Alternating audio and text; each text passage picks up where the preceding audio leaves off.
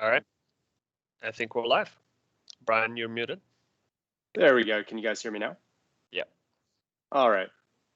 So welcome everybody to another edition of This Week in Crypto, our September 24th edition. I'm your host, Brian, alongside my co-host, Dino. We're excited to touch on a pretty red week and especially a red few hours here, as we've had some late breaking news come in pretty recently about another China ban. And this is something for many of you that you're very used to. We see it quite cyclically every 3 months or so.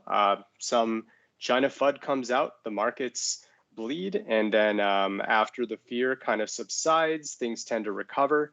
And we'll get into how the crowd is reacting to this thus far.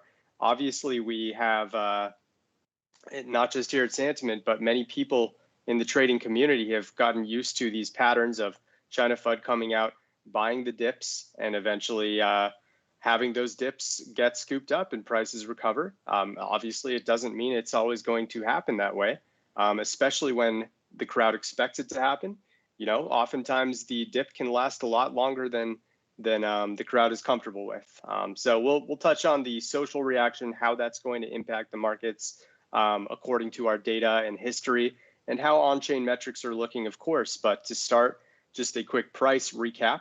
We're looking at, Bitcoin's price return over the past week. It hasn't been pleasant. It's been a 13.2% reduction. Price is back at 41.2 after hitting about 45K yesterday. And that's a pretty sizable drop, indicating there's some serious volatility going on. Obviously, from what we see, this is going to be more news related than it is metrics related. But you can see the impact of Bitcoin retracing 13% and exactly what that does to the altcoins that had been beginning to creep up a little bit on Bitcoin's price and catch up.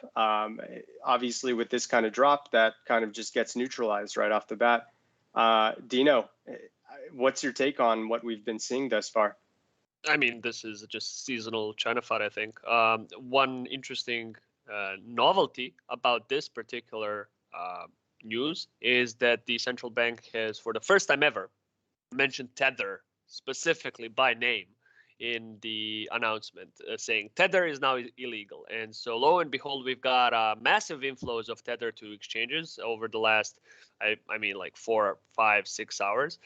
So it would suggest that usually I think that when stablecoins are moving to exchanges, it's actually quite a positive sign for the price of Bitcoin, because it could suggest that holders are moving stablecoins to exchanges in order to, sell them for more volatile cryptocurrencies, because that's sort of the presumption. However, when China says Tether is now illegal and you see a lot of Tether being moved to exchanges, it's not necessarily that these holders are looking to exchange Tether for like Bitcoin and Ethereum or otherwise buy the dip. It could also signal, and I think it largely does, signal as a sort of a desire of these holders to change Tether for something that's not as of yet explicitly made illegal in China. But yeah, I think this is clearly another. I think the last time that we had this was maybe in June. I mean, the second leg of the May correction was China cracking down on crypto mining, if you remember. So the first news that came in May was Tesla sort of not allowing the purchases of Bitcoin anymore, and then purchases with Bitcoin anymore. And then the second leg of that correction was China and cracking down on mining and whatnot. So we have these very cyclical events. I don't think it's that big of a deal. We'll have to wait and see. However, even though our data is still getting updated, we're already seeing some initial reaction from Bitcoin holders as far as this crash is concerned. So keep in mind that I think as the day progresses, some of our metrics are still on a daily interval, but a lot of them are getting updated every 5 minutes. So one thing that we can sort of talk about right off the bat is the fact that Bitcoin's network profit loss and Ethereum's network profit loss are having major dips at this point in time. So we talked about this on our Wednesday call as well. So in the middle of the week, Brian and I recorded like a shorter update on Bitcoin. just after that first leg of the correction. And we talked about these dips in network profit loss and what they mean.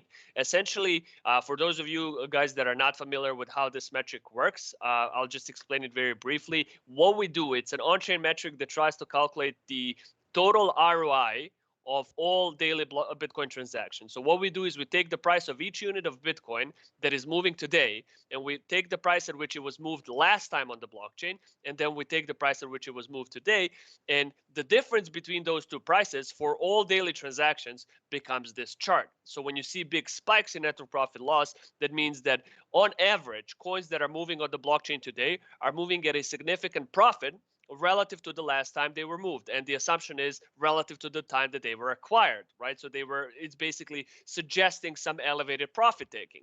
And then when you see these dips like we have seen at the start of the week and like we are seeing right now, it's actually I'm interested to see whether this dip becomes even deeper as we go through this second part of the weekly correction. This dip would suggest that on average, all of the units of Bitcoin that are currently moving on the blockchain are moving at a relative loss compared to the last time that they were moved or the last time essentially that they were acquired, right? So just put that into perspective. We're at about 40K.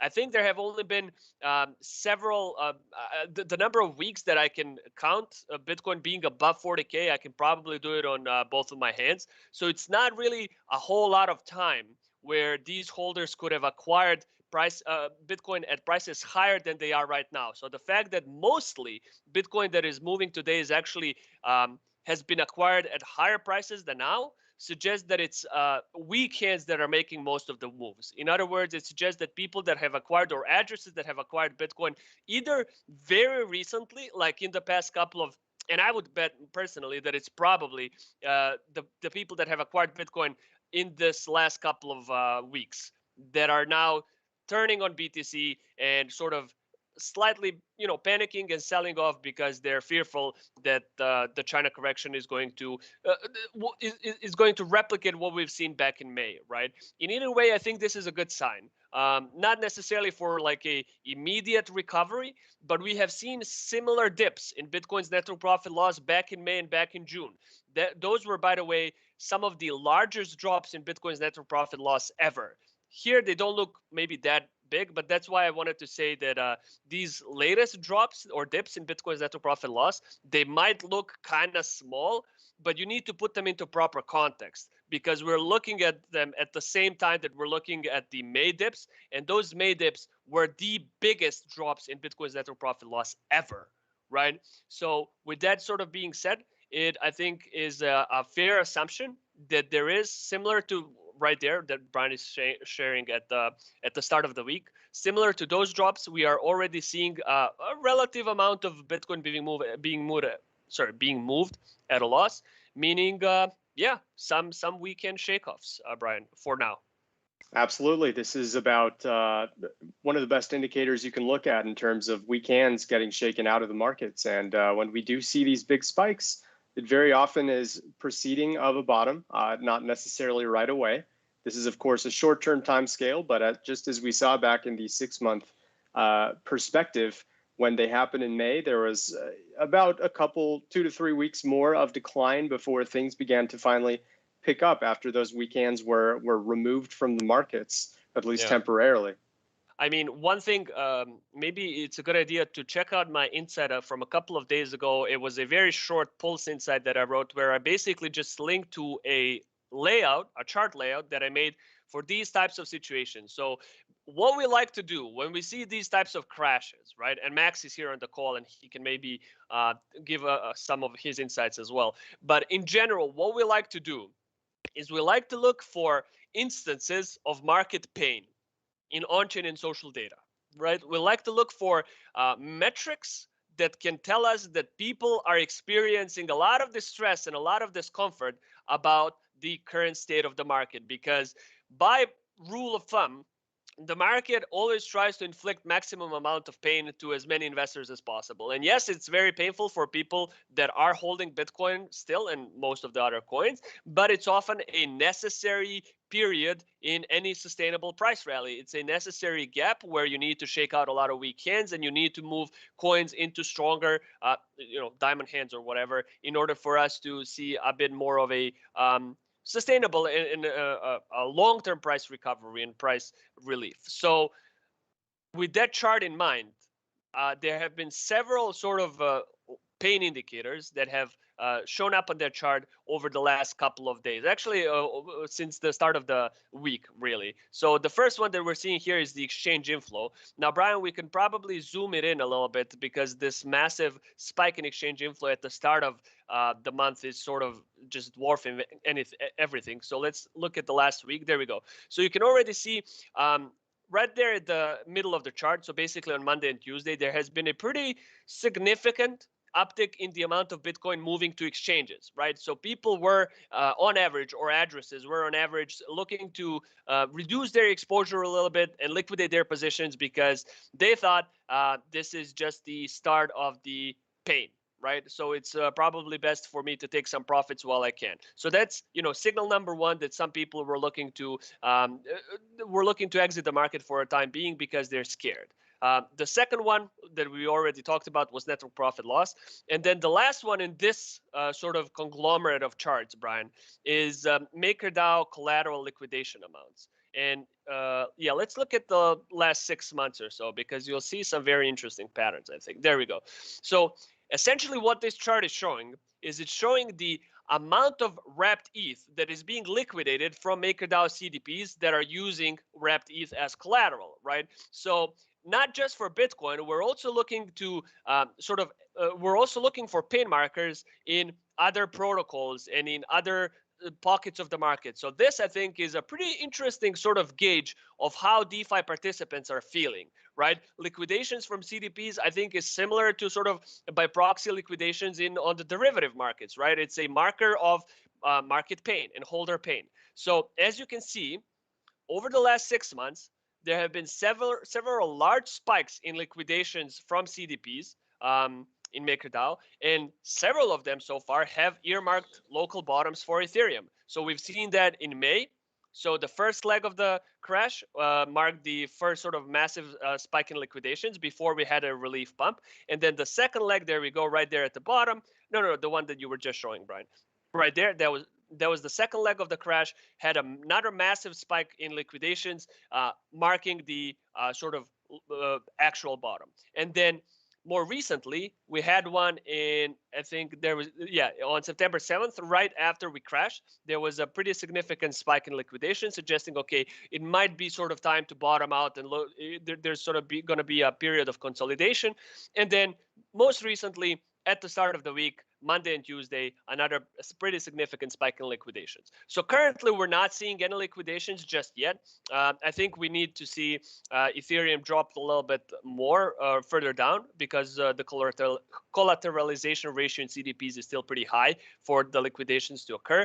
But if they occur, I think that would be another sort of significant marker that, okay, the market has been inflicted enough pain.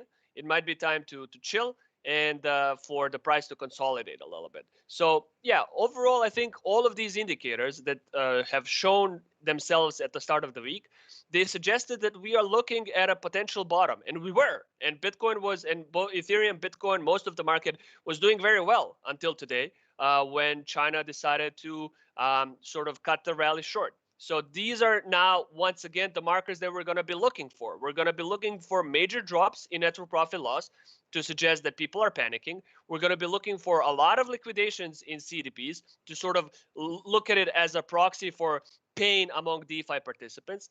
And we're going to be looking for a lot of money moving to exchanges, because it would suggest that people are scared, right? So those are sort of, Brian, as far as pain markers to keep an eye on over the next, maybe, I don't know, 24, 48 hours, however long this current FUD lasts. Those will be the charts that I'm paying close attention to. Yeah, obviously an extremely useful template here, full of 4 charts that can really indicate when the market is in serious pain. And obviously, we recently had that had many of those indicators pop up, and then we had this China FUD kind of happen afterwards. So now we'll kind of look for a second round in terms of just the past week, where we might see some even more serious pain indicators, or at least a repeat of what we just saw in the early part of the week. Yeah. With that being said, yeah, go ahead. Yeah, do we want to look into MVRV since we're talking about these sort of pain indicators? I think MVRV is a pretty good next step or segue into some of the other metrics. Yeah, so currently I think we're at around, what is that, Brian? I can't see on my chart exactly. We're at about negative 10% right now in terms of the 30-day MVRV. So you might want to look into the intraday MVRV because I think it's showing that we're even deeper at the moment, like 11 or even 12%. So basically what we're seeing right now with this latest correction is that the 30-day MVRV ratio is very low once again. Actually, we're already picking up a little bit. So we're back about 42K, and so the MVRV is about -8%. But that's still pretty low. MVRV, for those unfamiliar with the metric, essentially what it shows is it shows the average profit of a group of addresses. So here we're looking at the average profit or the average loss of all addresses that acquired Bitcoin in the previous 30 days using on-chain data. So there are some assumptions, but it's a pretty decent estimate, right? So by this estimate, the average loss of all addresses that have acquired Bitcoin in the last 30 days, so short-term holders, are down 8.7% in their initial investment. So the way that people use this metric, some on-chain analysts use this metric, is that the higher the MVRV ratio gets, the more risky it is to get into a trade because there's more unclaimed profits that could be claimed, and as such, apply very high elevated sell side pressure and dump the price. And then the lower the MVRV ratio gets, there's less incentive to sell, and in general, there could be an opportune time to accumulate. So historically speaking, if we look at let's say last 4 years, Brian, of data, historically speaking, I think -15% has been a pretty decent support level for Bitcoin's short-term MVRV ratio. This has sort of so far been the case. If we look, just to change the interval for the MVRV metric, Brian, to a daily, because I think right now it's a 7-day interval. Yeah, there we go. So if you change it to 1 day or 12 hours, whatever, we'll see it a bit more clearly. There we go. So -15%. Can you, put a chart or put a line at -15%? Moving that up. Here we go. Yeah. So 15 is right about, give or take, right there. Yeah. So we got to as low as -14% on Tuesday before we started rebounding. So far it seems to once again be validated as a pretty decent support level. Now we're at -8%. Still, I think that's fairly low. Like, we're definitely nowhere near these historical peaks in terms of the 30-day MVRV ratio. Obviously, there's more room to the downside, especially if you look at the long-term MVRV ratio, like the MVRV ratio of addresses that have acquired Bitcoin in the previous 365 days. They still have, I think they're about break even now, but there's still some room to drop before we reach like historically low levels. But overall, from a profit perspective, there's not a whole, look at the long-term MVRV ratio. We're at, what is that? Is that 5%? I can see it really quick. Give or take, we are sitting at 8.9. Yeah, so the question that you need to ask yourself is 8% profit on average good enough for long-term holders to start dumping their Bitcoins? Historically, the answer would be probably not. And we are actually closer to 4%. Yep. Yeah, there we go. Zoomed in. So the historically, the answer would be probably no. Obviously, things can change. The macro environment might prompt some or motivate some people to sell their bags before, earlier than they usually do. But from a historical perspective, MVRV ratio is looking okay. It can drop lower, right? So it's not a clear sign of buy, but it's looking fairly healthy, Brian, I would say. Absolutely. Yeah, let's transition over to social reaction really quick, especially in terms of what's going on right now. I wanted to show off the China interest at the moment. And what we're seeing right now, this is the social volume here in blue, and this is the social dominance here in orange. And we're basically getting the largest social dominance spike that we've seen easily in the past 6 months. If we even zoom that out to, we'll go last, let's just say 3 years and see what comes up. It might take a minute for the stuff to load here, but when it does, you'll see that it's rivaling some of the bigger spikes, assuming it doesn't zoom out too much, which it could. But overall, this is clearly a direct impact on the market right now. Many people are discussing China. They often do. You can see here just in the social volume spikes alone, they very often discuss, the China FUD going on whenever there is a price drop, especially right afterward when looking for an explanation. Wouldn't you say, Dino? I think it's a pretty decent indicator of what the market is feeling right now. They feel like this is a price-driven, a news-driven correction rather than anything fundamental. And this is, to me, a little bit worrying. So we talked about some of the more optimistic signals, but Brian, show us what dimensions of buy the dip look like on the social media right now. Yeah, so we're getting another major spike, as you would expect. Almost zoom in just a tiny bit here to the last month.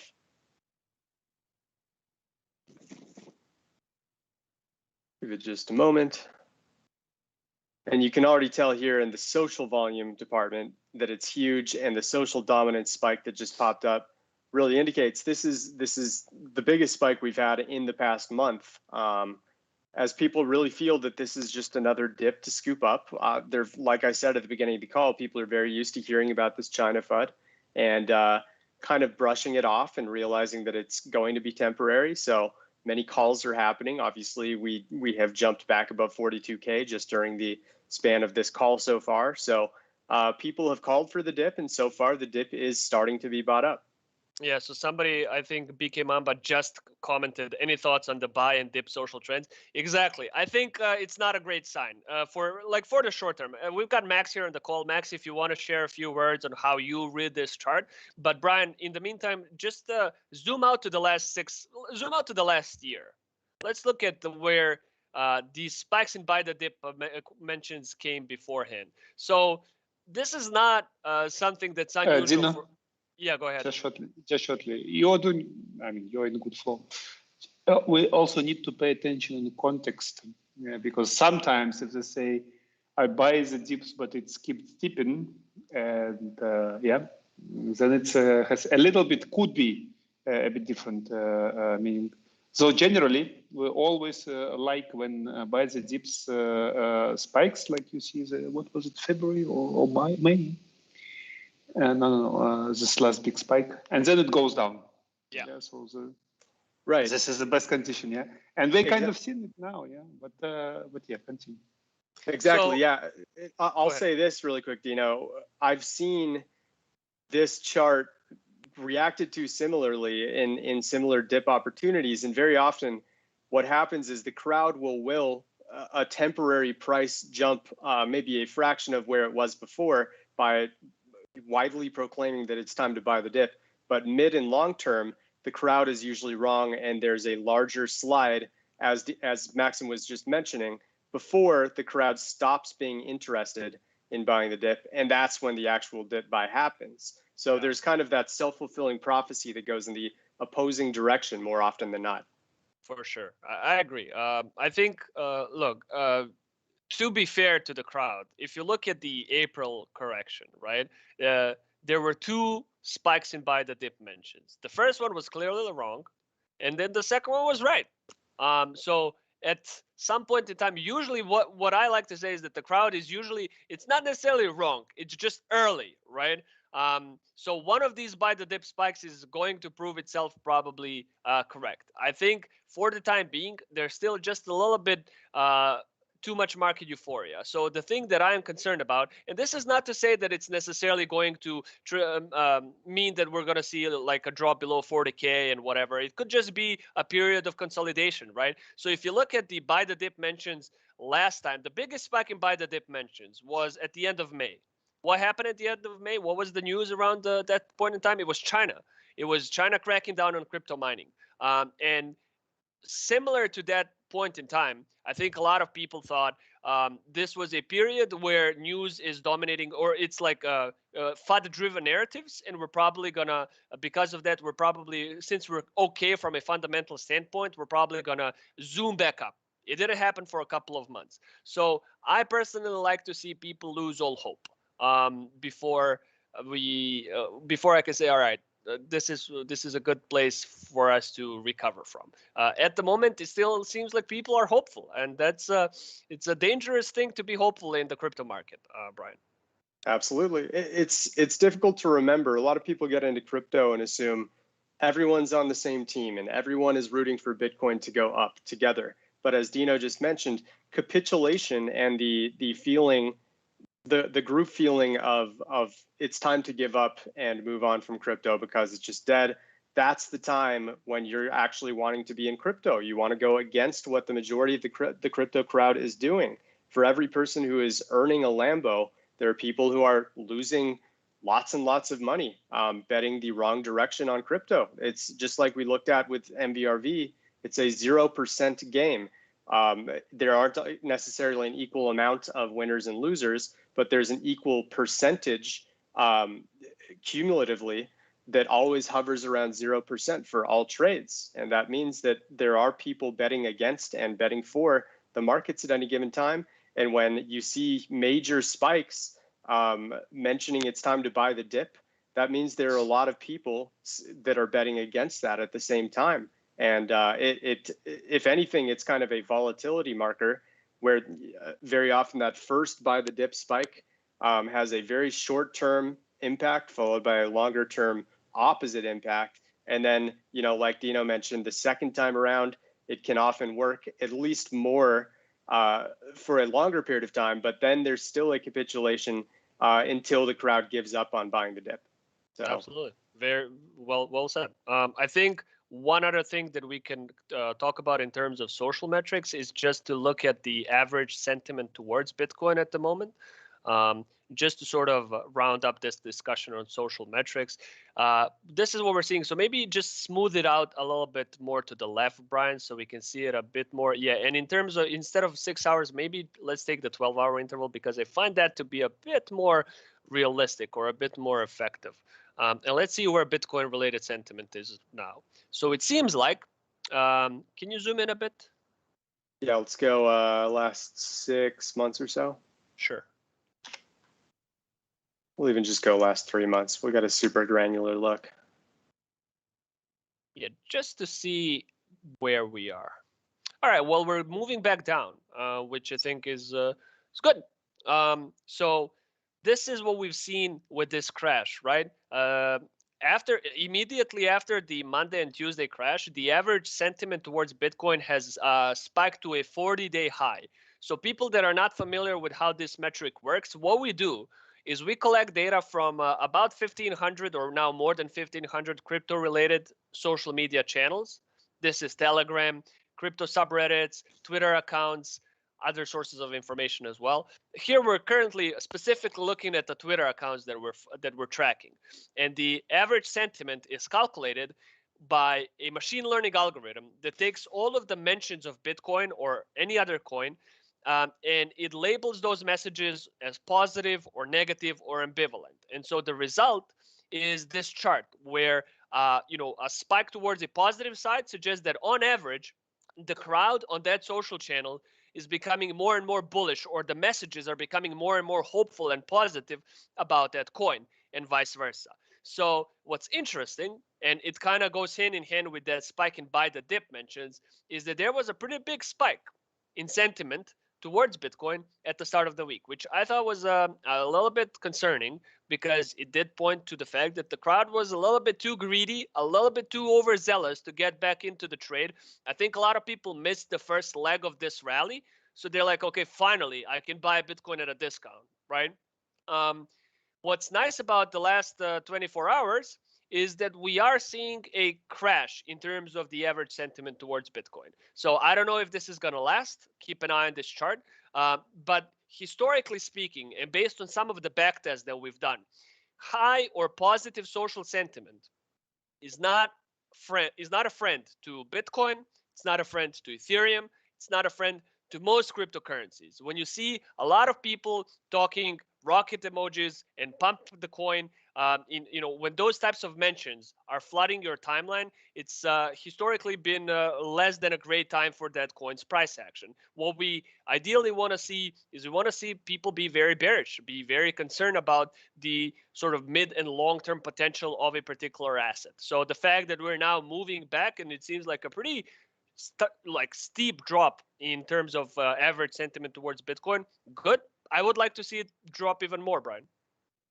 100%. Yeah, just going back to our last conversation of when we were looking at by the dip mentions, it's the same thing here. When people are overly euphoric, prices tend to drop right after. When people are overly fearful, prices tend to recover. And this is obviously a very short-term time scale, but for those of you who followed our calls in previous weeks and months, we show long-term impacts, sort of like what we saw in July here, where when you have a sustained period of negativity, we eventually have that consolidate and the price runs up. For examples that I won't show now where it's super positive, we'll hit some point where things top and then everything declines and people go from positive to negative like this. So the cycle repeats. So I think there are two more charts that we want to show before we open it to questions. So guys, while Brian is showing whales for Bitcoin and what they've been doing, I just want to say in chat, let us know what coins you would like us to analyze in chat. We will be doing maybe 25 to 30 minutes of analysis of any coins that you are interested in. Obviously, I think a lot of it is just going to depend on what Bitcoin does and to a point Ethereum, but still, if you have specific altcoins that you're keeping an eye on, maybe it's just Ethereum or maybe it's some other coin, let us know in chat and just spam it, all of the different assets that you want us to see. And then Max is going to decide which of those we are going to cover on stream. Like I always say, bonus points if the coin that you would like us to analyze, we have actually on-chain data for. So at the moment, we provide on-chain data for Bitcoin, Ethereum, all Ethereum-based coins, so any ERC20 coin is great.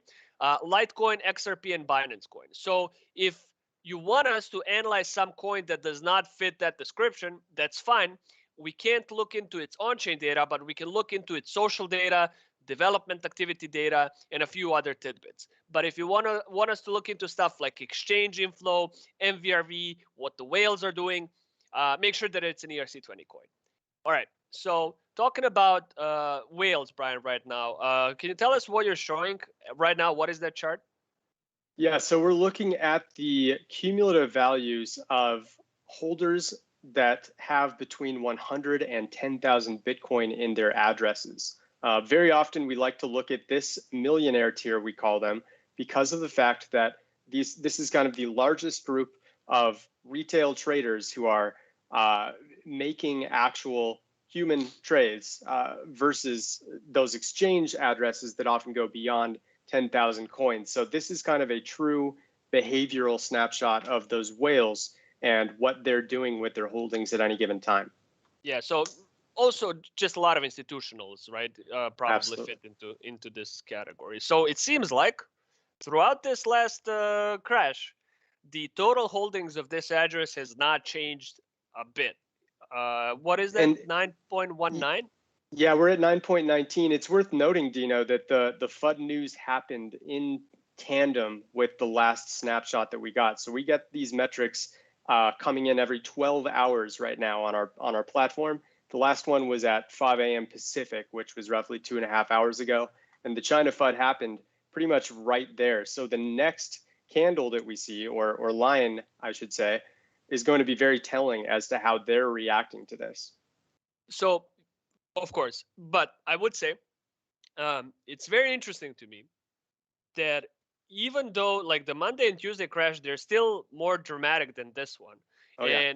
And large addresses have done absolutely zilch. Like they have not moved a finger. There has been no sign of large, Bitcoin transactions, maybe some of that money moving to exchanges. We have not seen any dramatic moves from big Bitcoin wallets, which I think points to a certain amount of confidence in their current holdings. And I think another way that we can maybe look at it on a more present scale, like until this chart loads or sort of updates on a 12-hour interval, what we can do is we can look at the age consumed chart for Bitcoin as sort of a proxy for what large and long-term addresses are doing. So age consumed is essentially a metric that tracks the movement of previously dormant coins. So when you see spikes in age consumed, think long-term holders are moving bags, right? That's usually what it means. There are some exceptions, but for simplicity's sake, think long-term holders are moving bags.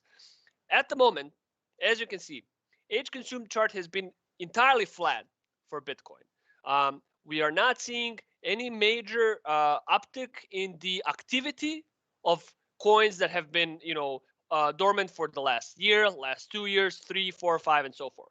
So overall, it seems like most of the transactions that are occurring on the Bitcoin blockchain in the last 24 hours are transactions with relatively young Bitcoin, meaning Bitcoin that are already in circulation and they're not really they're not moving from dormant wallets.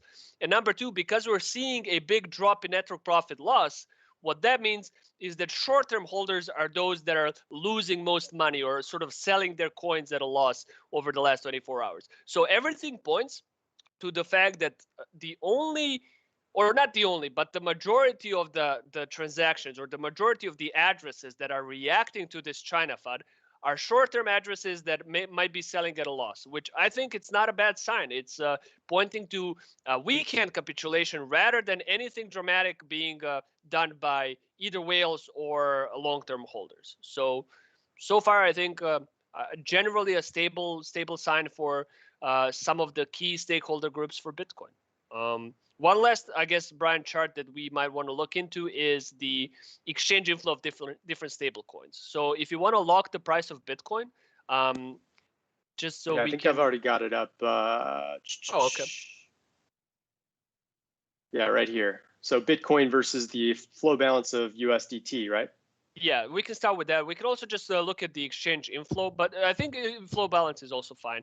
So what we're seeing right now is a very big spike in the exchange flow balance of USDT or ERC20 tether, right?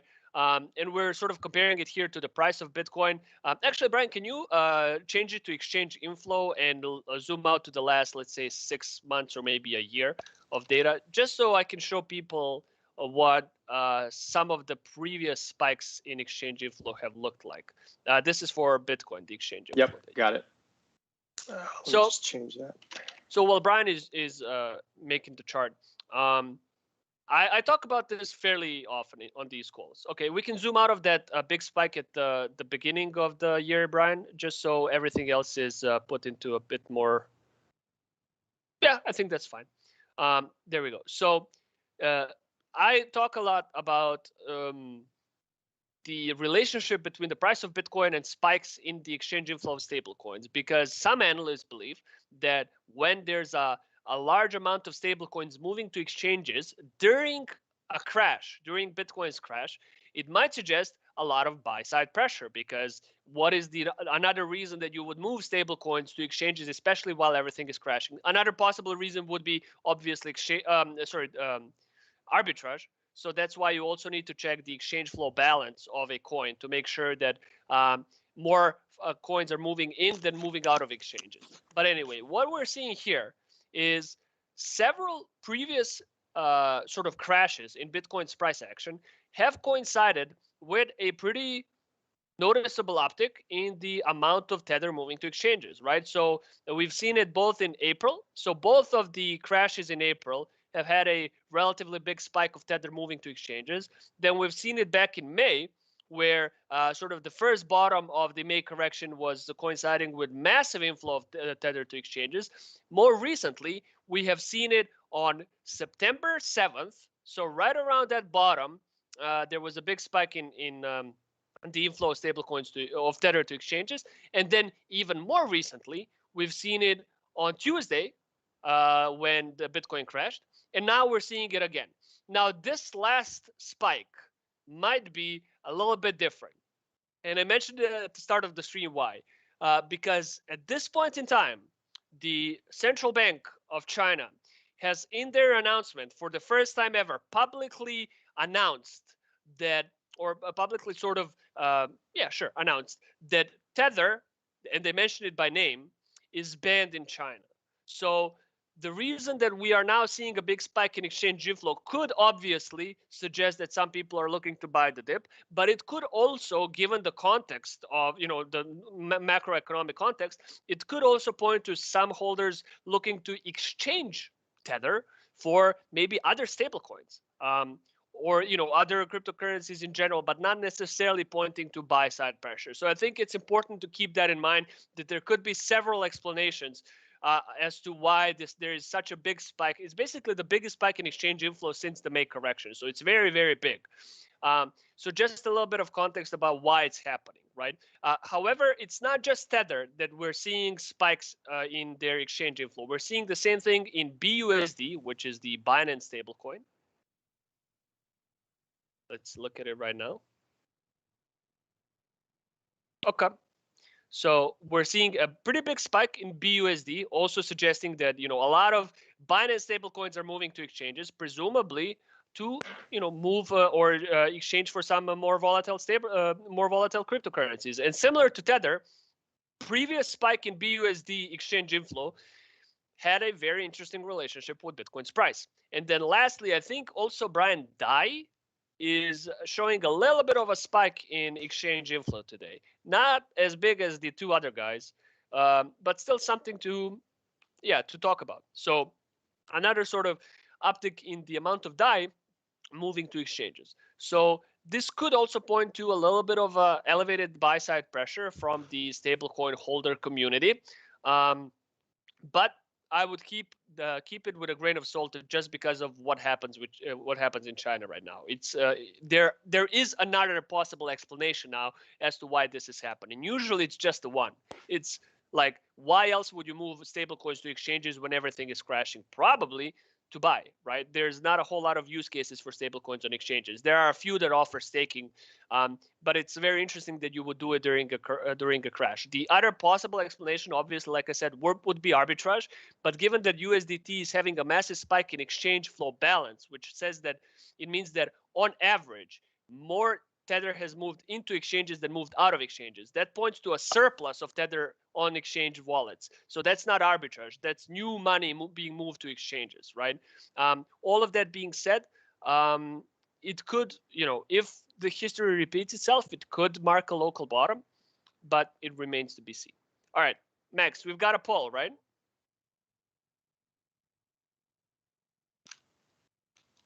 I think it's because a lot of people just spammed it in chat. So what do we got in chat in terms of, because I said I didn't mention a poll. I mentioned just people should tell us in chat what they want us to see. Oh yeah, just everybody vote now and we can have the result in 30 seconds. Oh, okay. Right now, XRP and MATIC are in the first place. While that vote finishes, Dino, I wanted to also point out the correlation between gold and the S&P and Bitcoin right now. Obviously, it's going quite closely to gold. And we haven't touched on this in a while, but after a period where we were kind of inverse, check out what's happened over the past month with, even I'll zoom in here so we can really see that all three of them are acting a little bit similar to one another. They're all kind of diving up and then diving back down in unity at the moment. And the S&P right now is having another poor day. So after the market day finishes, you'll see it down here again, assuming nothing changes. But generally speaking, when the S&P and Bitcoin are correlative and acting kind of in unison or even close to unison, it's an indication that Bitcoin is not acting independently enough for a breakout. Generally, through our studies in the past, negative correlations are best for Bitcoin. And that's going to be another indicator that our pro users here can look out for to see when the S&P, is moving in a very different direction, which it was during kind of a lot of the bull run. If I go back to like the last 2 years here, So like, obviously this was Black Thursday, but you know, look at something like this where the S&P was going down, while in September through the end of October, Bitcoin just sort of took off. So that's kind of what I'm talking about, inverse correlations, and just something to keep in mind. And we haven't talked about that in quite a while on the call. Yeah, I think we've done some analysis on, if Gary is here, I think, Gary, if you can share in chat several sort of backtests that we've done on the difference between the, or correlation between Bitcoin and the S&P 500 index, and where sort of what seems to be the impact of that correlation on Bitcoin's price over the years. We've written a nice article about that maybe a year ago or so. So for people that want more information about it, check it out. All right, I think we're ready. We're already about 45 minutes in, so we do need to get into questions. So Max, what are we looking at? You're muted, Max. Yeah, we can start with your choice of MATIC or XRP. Those are in first place. Sure. Okay. I think we can start with MATIC. Brian, do you want me to share my screen? Yeah, feel free to take over. Okay. We can start with MATIC, and then we can also look into XRP. So, like I said, I think a lot of, so don't take anything. First of all, nothing that we say should be construed as investment advice. This entire stream is for sort of informational and entertainment purposes only, especially today when it seems like everything is going to just, you know, wait for Bitcoin to find its bottom and decide what it's going to do next before it sort of is able to make its own path. But with that being said, let's look at some general MATIC metrics, right? So to see where we are in terms of the general interest for this coin over the, let's say, last 6 months or a year. Now, we do have some L2 dashboards that might or might not be coming to the platform, to Sanbase shortly. So we should have more information about what's happening inside of the L2 itself on Polygon. But for now, what we're going to look at is just the MATIC token itself, right? What is the demand for this coin on-chain, off-chain? What is the amount of sort of sell-side pressure for the MATIC coin? You know, outside of the protocol level fundamentals, just what the token itself can tell us about the protocol's current health. So let's start with the MATIC addresses. All right, so last year. Interesting. So this is what we're starting with is just the total amount of active addresses for MATIC over the last year of data. So active addresses essentially calculates the number of unique addresses that are interacting with the coin on a daily basis. That's all it does. And so the assumption is that the higher the amount of addresses they interact with a coin, the more demand there is for a coin. So a lot of people use this metric as a proxy for token demand, right? Now, there are a few caveats here. Like, for example, you can see that during both of the all-time highs for MATIC here, as well as here, there have been pretty big spikes in active addresses, right? So the question is, well, you know, if this metric is a proxy for demand, then why does extremely high address activity point to local tops? The answer to that would be because a lot of these addresses often aren't really, you know, first of all, these spikes don't last for a long time. So it's obviously not an organic spike in address activity.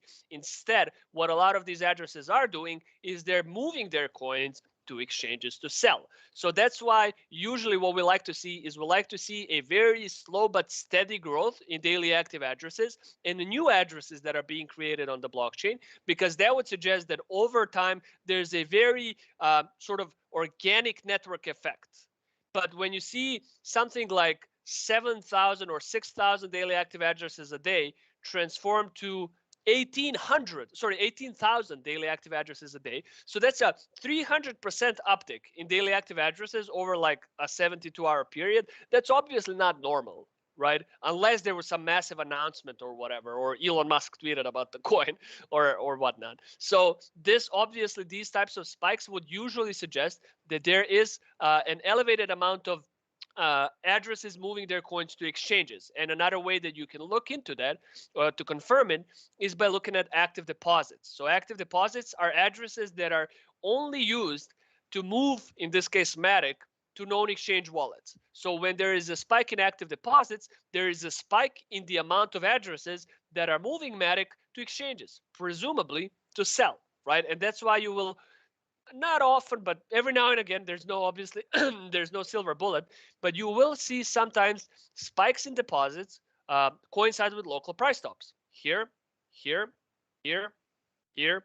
Also here a couple of times throughout this period. You will also sometimes actually see during local bottoms as well. It's a very different story when they happen during local tops and local bottoms, because here it essentially points to a lot of profit taking, and there's probably not going to be a whole lot of buy side pressure. Like, who is going to buy MATIC at an all-time high, right? So if there's a lot of money being, or a lot of MATIC being moved to sell, that usually means that we're not going to see a whole lot of sort of counterweights. Sorry, let me just cancel my Telegram here so that I can focus on the stream. Thank you very much. There we go. So not a lot of people are going to be buying MATIC at a premium. However, when there's a spike in active deposits here at the bottom, what that suggests is that a lot of people are giving up on the coin. It points to holder capitulation. And at this point, there's a lot more people looking to buy MATIC. Anybody that believes in the MATIC coin in the long term, in its fundamentals, they're going to be okay with buying at a discount. So when you see spikes in active deposits around local bottoms, it means that the weekends are probably redistributing their wealth to long-term holders and more confident addresses. And that can very often sort of coincide with the period of price recovery. So with that sort of backdrop in mind, there is a spike in active addresses over the last couple of days for MATIC. All of a sudden, we go from 4,000 or 5,000 addresses to 1,100. Okay. Doesn't necessarily look super organic. It could mean that there's more sort of addresses looking to sell their MATIC. Doesn't really show up on daily deposits. Let's look at exchange inflow for MATIC. Okay, okay, right.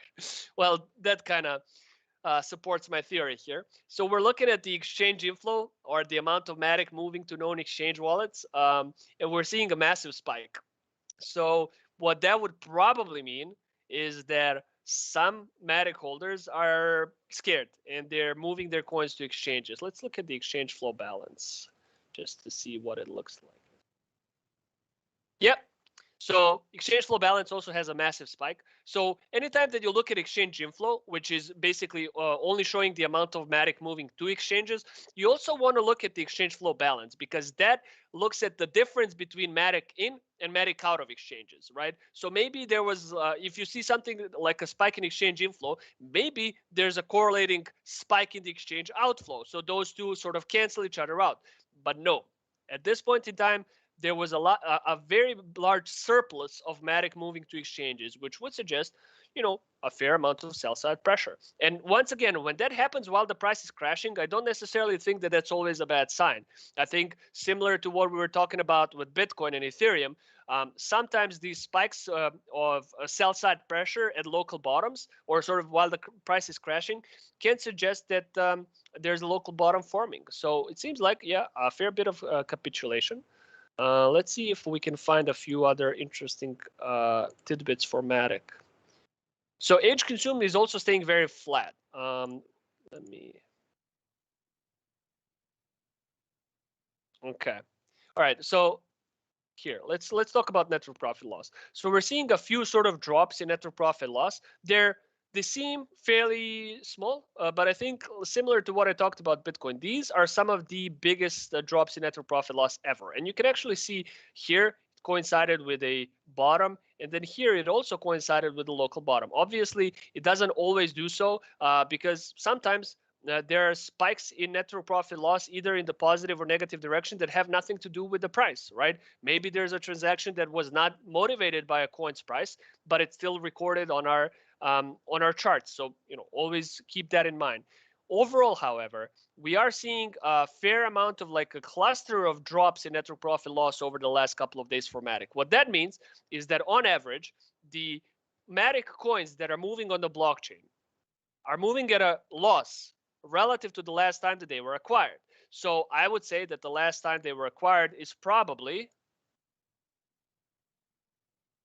this channel right here. So these are the holders that are moving their MATIC over the past couple of days, basically since the start of the week. So, right, mostly, and I think if I were to bet, I would think that most of them have acquired their coins here. So it's short-term traders, it's swing traders, investors that have not been into this coin for a long time.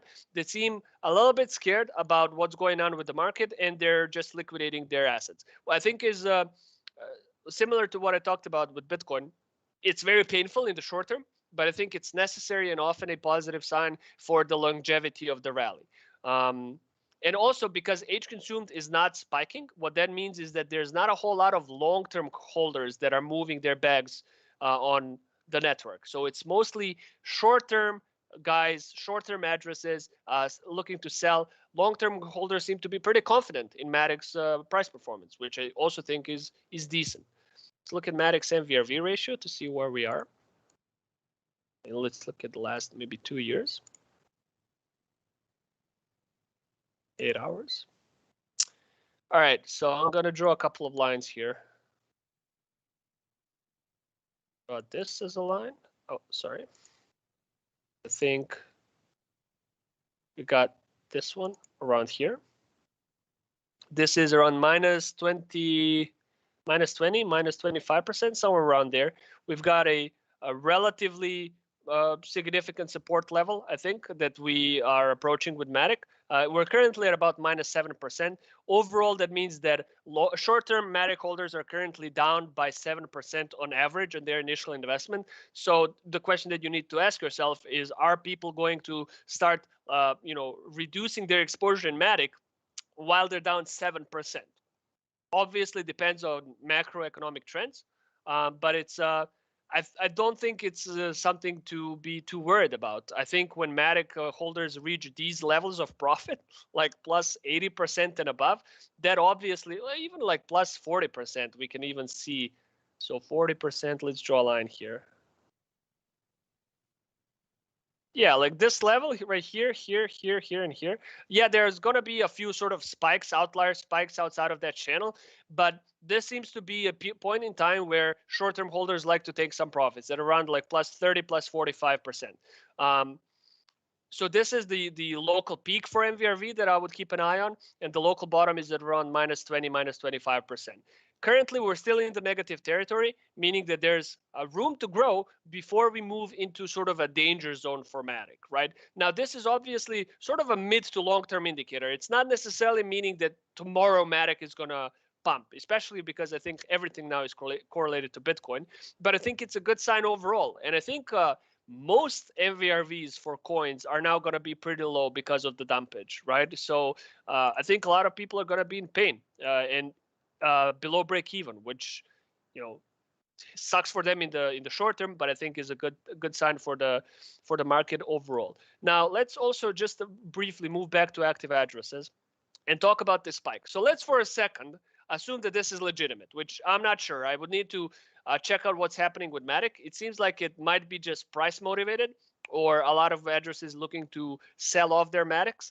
But if it is legitimate, and let's say that it's a beginning of a sort of more sustainable uptrend in the amount of activity on the MATIC network on a daily basis. So more and more addresses are sending or receiving MATIC on a daily basis.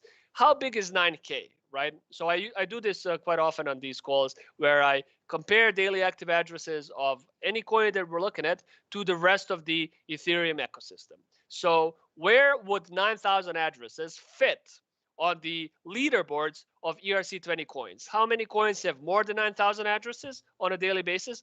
And how many coins don't fit that bill? They're not there yet.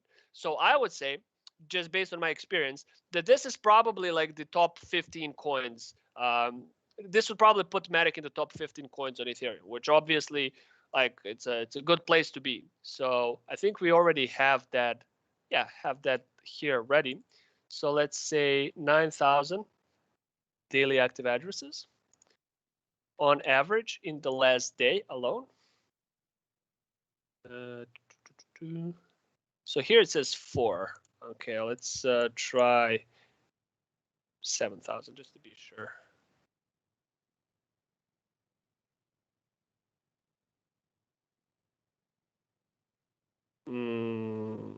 There's something here that's amiss.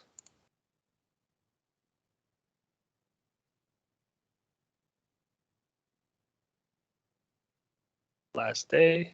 Yeah, yes. Okay, just as it seems like it's only 4 assets. It could be because we've dropped below 8,000 at one point in time. Okay, wait, let me reset all filters to make sure. So we've got market segments, Ethereum, and then show me only the coins that have more than, let's start with 5,000 daily active addresses on average in the last day. Okay, yeah, so it's just 5 coins.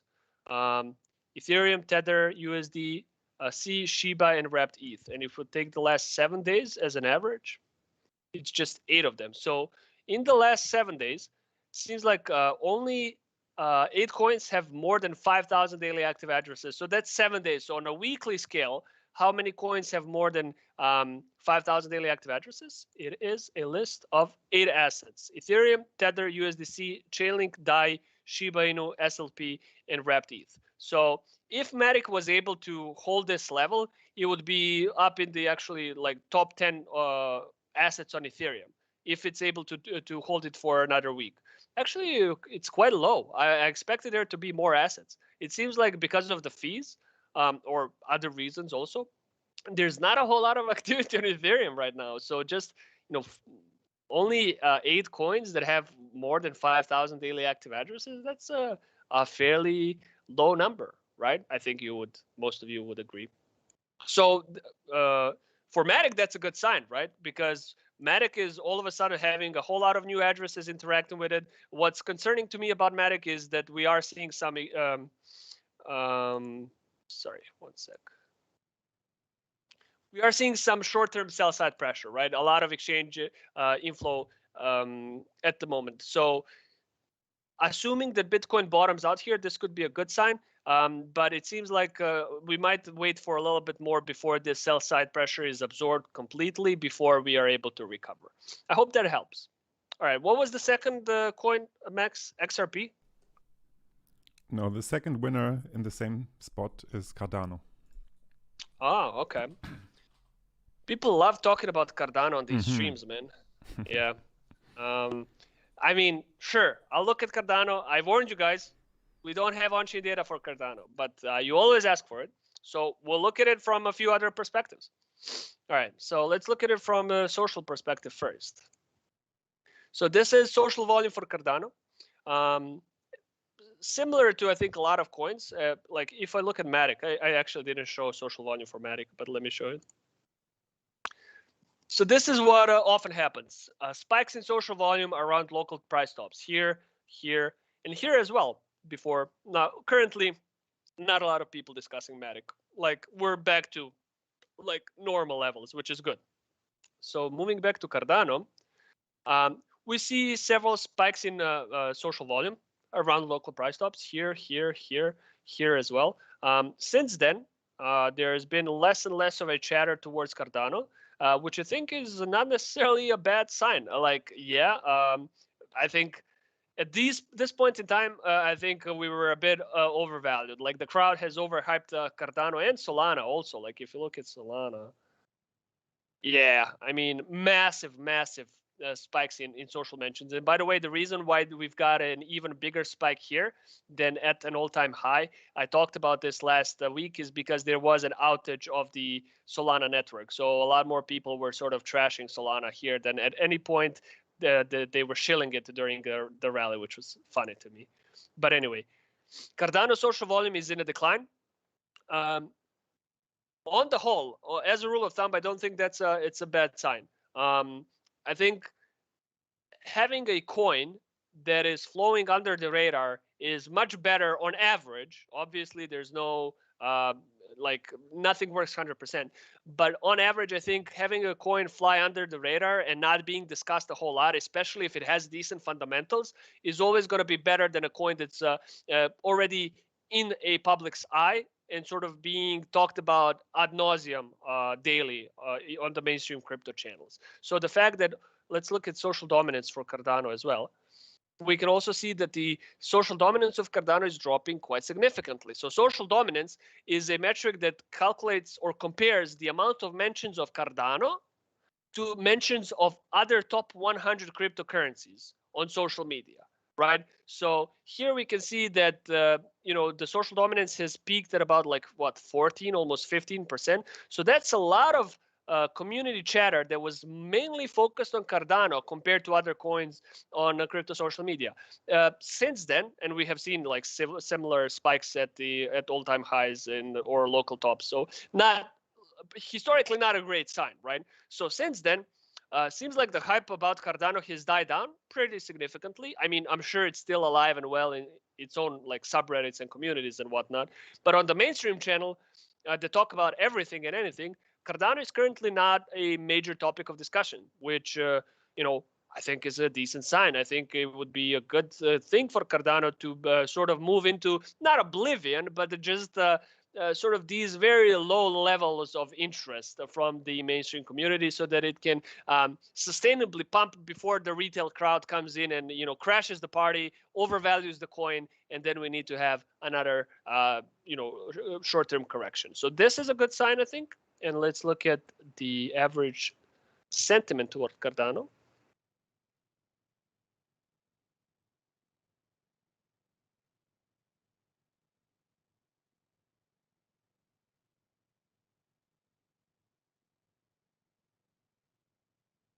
Yeah, look at that. Look at this. Look at this.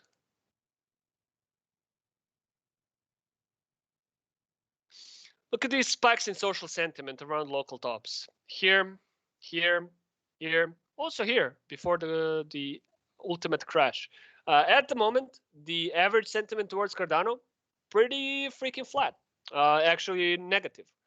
So wait, let me see. Did this spike in sentiment come before or after the correction? I think either way it's concerning. Either way, it pointed to the Cardano community being quite confident about the coin, and that's not where you want to be. So since then, yeah, decent. I would like it to be even more. Like if you really look at it from, obviously, like I said, nothing works 100% of the time, and these are all just sort of general trend lines. But if you look at where we were when Cardano bottomed out, it was the lowest point in the average sentiment towards Cardano since the start of the year, right? So when everybody was concerned and thought, okay, well, I don't know about this coin, it's supposed to be an Ethereum killer, but I'm not sure anymore.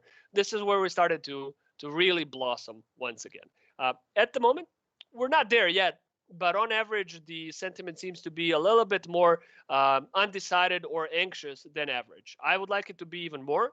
I like people to lose all hope before saying, okay, this is an atmosphere where you can maybe get into a trade. But overall, it's moving in a positive direction. For people that might look into a trade, right? So low social sentiment, low social volume. On the other hand, while we don't have on-chain data, what we do have is development activity data for Cardano. And Cardano is kicking ass when it comes to development activity. That's been the case since its inception. So development activity is a metric that we calculate by scraping a whole lot of like thousands of public GitHub repositories, right?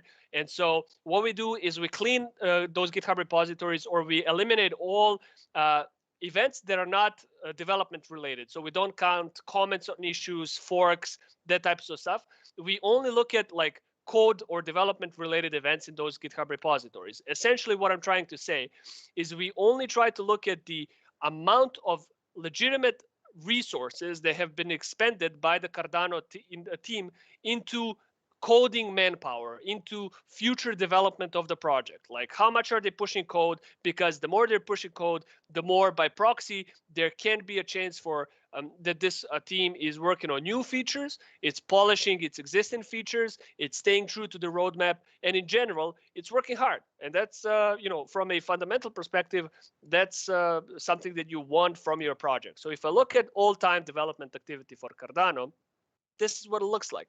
And let me show you. Okay. right here. So yeah, like you think this is a lull, right? A little bit of a decline, but overall this is still like higher than 90% of the project. So if I zoom in, there we go. This is what Cardano's development activity is looking like now.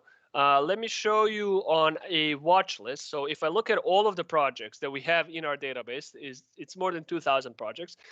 I'm going to rank all of these projects by development activity in the last 30 days. So let's see which projects. Now, this is the entire crypto ecosystem that we have, that we track data for. Which projects have the highest amount of development activity in the previous 30 days? All right. Drum roll, please. It's Kusama, Polkadot, and Cardano, and then Ethereum. So Cardano is in the top 4. It's fine. Like it's doing very well. You think this is a decline, but no, it's doing very well for itself. The team is obviously very committed to the product. I know a lot of my friends think that Cardano is, because they're Ethereum maximalists, they think that Cardano is kind of a joke. But for other people, I think the fact that its development activity is very strong and that the team is pushing code and continuing to work on the product, it has to be a positive sign. There's no two ways about it. So from a macro perspective, I think these are decent signs, like low social volume, declining social volume, low social sentiment, relatively high development activity. These are all fair things to look into. Now, obviously, I don't think that's going to mean that in the short term, we're going to see like Cardano's price explode or whatever. But from a mid to long-term perspective, from a value investing perspective, these are these metrics look positive.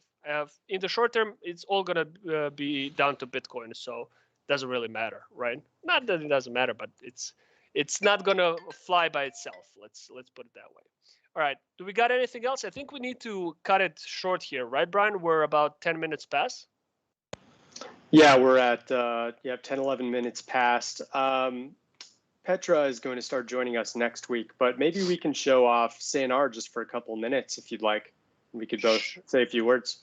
Sure. Let me actually, one sec. Let me stop sharing for a sec. So I'll load up my SanR account. So Brian, while I'm loading up, you want to say a few words about SanR? Yeah, SanR is a brand new price prediction platform that we've really enjoyed putting together for the community. It's a great way to not only win crypto by making calls on the markets for as little as 5 SAN tokens, which costs about $1 at this moment, along with some gas fees, which are quite fractional. And the upside beyond just winning prizes is that you get to see publicly what other people in the markets and in our community are doing in terms of where they're seeing prices going next. We offer a large group of different assets people can choose from, and you can simply treat it sort of like options. You're going to choose whether the price is going to go up or down, and you can let it run for an entire 2-week period before it'll automatically close out, or you can close it on your own after just a few hours or a couple days. If the price went the direction you expected and you said, that's good enough, I'm going to take my 7% returns here. And it's a lot of fun. It's a great way to engage. And of course, there's a competition element that people can enjoy when it comes to actually winning crypto for a result of making good calls and showing them to the rest of our community. So you should see my my channel here. So this is a place where you can set up your own signals about what you think the market is going to do next, right? So I think we're still at a pretty volatile time for us to create any legitimate signals, but we can at least show you how you do it, and then you can go and, based on your own opinion, make a prediction about the market itself. If you want to enter your forecast in a reward program, you need to have some SAN token staked. But even without it, you can still sort of do it on your own without going into our leaderboards, so that you just, for your own sake, make a mental note of where you think the market is going to be headed next, and then move back, like revisit this every week, so you can see how accurate you were without putting a whole lot of upfront risk, right? So the way that you do it is you say, okay, let's say you think that Bitcoin is a little bit undervalued right now. Oversold. China FUD happens every now and again. We're gonna rise, right? So you would click rise here. You could go to an advanced settings and set a particular target price or a stop loss. And let's say, okay, I want to enter this forecast in a rewards program. So we open a forecast. We sign our message into MetaMask. And it's going to show up here in a minute. And you can also, in the meantime, you can also see what other people are doing. Like these are currently the best performing signals that we have for the current sort of 2-week competition that we're running. We can, wait, can I look at, yeah, there we go. Let's look at, for example, this signal right here. So this is somebody that has said, okay, I think that the curve BTC trade or pair is going to go up. So this is where he opened the signal at 0.00049, and this is where he closed it. 42% uptick or performance of the signal. So you can find people that you think, okay, I think these people are legitimately good at reading the market and where the markets are going to go next, and then you can follow them. So if I think that the SanR Pro has a decent track record, maybe not, minus 49% performance. All right, let's look at somebody else like long ETH. Okay, this guy has a 480% performance on 78 different predictions that he created. So seems like he's proven his worth, right? And by the way, each prediction that you stake into a competition, it gets recorded on the blockchain and as an NFT. So it becomes an immutable proof of your market reputation and market awareness. So there's no way for you to sort of, manipulate the data and manipulate your predictions in the past. Once you set up a signal, that's it. It gets recorded on the blockchain, and as a result, everybody can be for certain that you can guarantee your own market reputation and your market awareness because it's forever logged on the blockchain.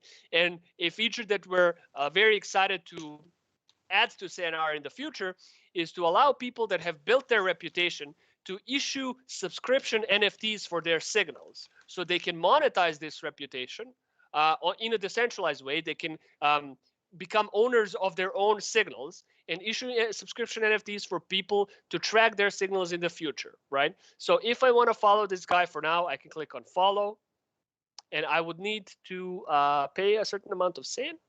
No, I've already staked it. There we go. So I'm now following long ETH, and long ETH for now, like he's making a lot of different predictions on a lot of different coins. So I will be notified the next time that he makes a prediction, and I might want to, follow or react to some of the predictions that he's making, or I can just, kind of compare his sense of the market to mine. I think just as a sort of only as a paper trading tool, I think this is a pretty cool platform. But what's also great about it is the competitive element that you get without a lot of upfront risk. And finally, you can find cool projects to track or cool influencers to track, right? People that seem to really have a point on the market. So check it out, sanr.santiment.net for more info. And that's going to be it for now for this week, I think, Brian. Anything else to add?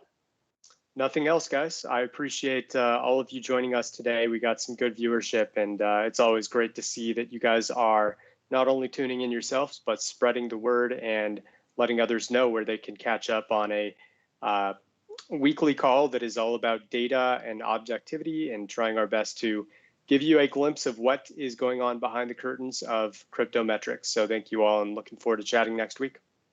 So we'll be back probably Tuesday or Wednesday next week. If you like these streams, make sure to like and subscribe. We're trying to push to a 10K subscriber count.